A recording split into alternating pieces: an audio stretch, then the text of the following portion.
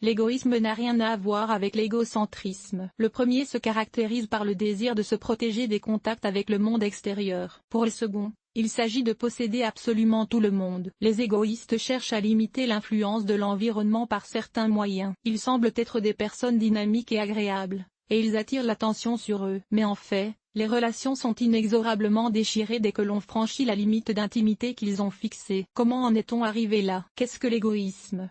Le concept d'égoïsme est largement utilisé en gestalt thérapie. Il combine plusieurs significations à la fois: protection de mon moi intérieur contre le contact, retenue créative, spontanéité, intégrité. Il bloque le mode fil-vit-tout. Au lieu de cela, je pense que je suis en marche et je pense que je suis. Pour dire les choses simplement, cela signifie qu'une personne érige des murs infranchissables avec les autres et avec le monde qui l'entoure. L'égoïste ne laisse rien entrer du monde extérieur. Par essence, il s'isole en quelque sorte de l'ensemble de la serre.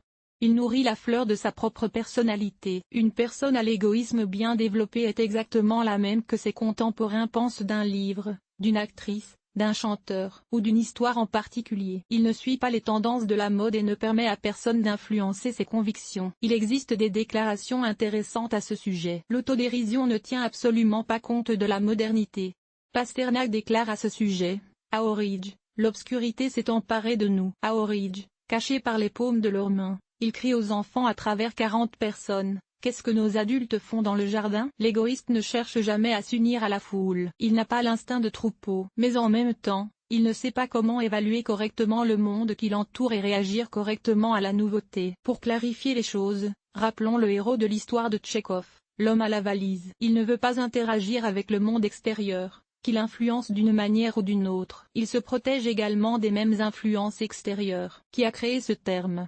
Le concept d'égoïsme a été inventé par Marie-Henri Baird ou Stendhal. Il disait qu'un égoïste est celui qui ne pénètre pas les biens d'autrui mais ne met personne à l'écart pour son seuil. Une autre affirmation intéressante est la suivante: il n'appelle que ce qui lui plaît. Stendhal a également publié un livre intitulé Souvenirs d'égoïste. Il y parle des désaccords survenus entre un jeune écrivain révolutionnaire et sa famille, défendant ses opinions conservatrices sur la vie. Une description plus détaillée de l'égotisme a été donnée par F. Pearl C.P. Goodman. Il le considère comme un phénomène normal apparaissant à certains stades de la vie humaine. Quelle est la différence entre l'égoïsme et l'égocentrisme? Stendhal a appelé l'égoïsme le frère illégitime de l'égoïsme. C'est exact, car ces deux concepts sont très différents l'un de l'autre. L'égoïsme cherche à s'approprier tout, même ce qui appartient aux autres. Il se caractérise par des qualités telles que l'avidité, la saturation, l'envie, le manque de générosité, manque d'indifférence.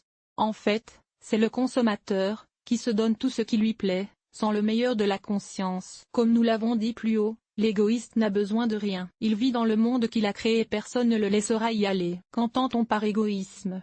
En gestalt thérapie, l'égoïsme est associé à des traits de personnalité tels que l'attention excessive à sa propre personne ou le narcissisme. On parle également d'hypertrophie de l'ego. Il s'agit d'un état dans lequel une personne se ferme très fortement à son environnement et ne peut en aucun cas sortir de sa tête. L'égoïsme présente de nombreuses caractéristiques: incapacité à perdre le contrôle, à faire confiance à l'expérience et à s'unir à ceux qui ont besoin de l'égoïste. Manque d'interaction, schéma de prise. Dans la plupart des cas, il s'agit de la peur de l'échec et d'un sentiment de honte pour certains de ses défauts et imperfections. Autosatisfaction, forte sensibilité à la distance entre les personnes. Le contact s'interrompt lorsque les partenaires tentent de réduire la distance. Instabilité de l'estime de soi, intolérance à la critique, aux avis négatifs de l'entourage, désir de se déprécier et de déprécier son entourage. Manque de spontanéité, inhibition, incapacité à refuser de penser, d'analyser et d'évaluer ce qui se passe. À première vue,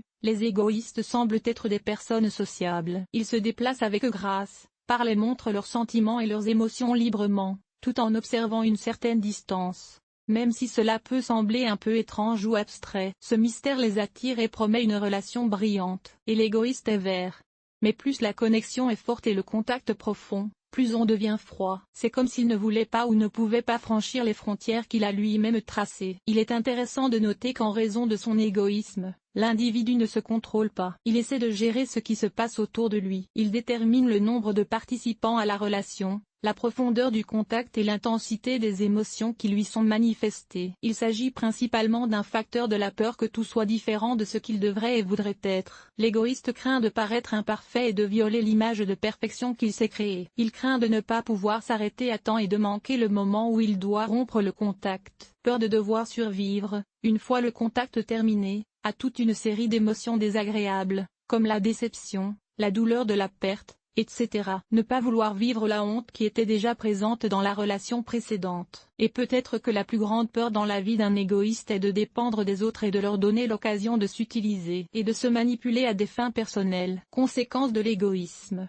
L'égoïsme réduit considérablement la qualité de la vie humaine. La situation est la suivante. Tout d'abord, il y a un manque de ressources internes émotionnelles, sensuelles, existentielles, créatives et autres. Les gens n'ont ni la force ni l'envie de faire quoi que ce soit. L'indifférence se développe d'abord, puis la dépression. De plus, elles sont créées de leurs propres mains. L'énergie vitale, et donc l'activité, diminue de plus en plus. Un processus de régression de la personnalité s'amorce. La personne se tourne de plus en plus souvent vers les expériences du passé. Elle s'en préoccupe autant que possible. Mais cette expérience n'est pas reçue pour autant. La peur du contact avec les gens devient de plus en plus forte. La personne évite de faire de nouvelles connaissances. Elle garde ses anciens amis et connaissances à distance et ne se permet pas de développer des relations profondes et honnêtes. À un moment donné, l'égoïste reste seul. Il attire les gens à un niveau subconscient et leur promet une intimité émotionnelle. Cependant, dès qu'elle se présente, il l'évite à tout moment ou rejette brutalement sa partenaire, ce qui diminue son comportement. Le plus intéressant, c'est que l'égoïsme le rend véritablement confiant dans son innocence. Il croit que ce partenaire agira d'une certaine manière. Mais ensuite, avec la menace de la proximité, il revêt son armure. Il convient de noter que le besoin d'intimité émotionnelle est toujours satisfait. C'est le cas dans la contredépendance. Ils entrent en contact avec des personnes qui sont émotionnellement dépendantes d'eux. Ce dernier essaie de promouvoir le moi intérieur de l'égoïste, parce qu'il fait tout pour approcher les choses. Il reçoit ce qu'il veut et,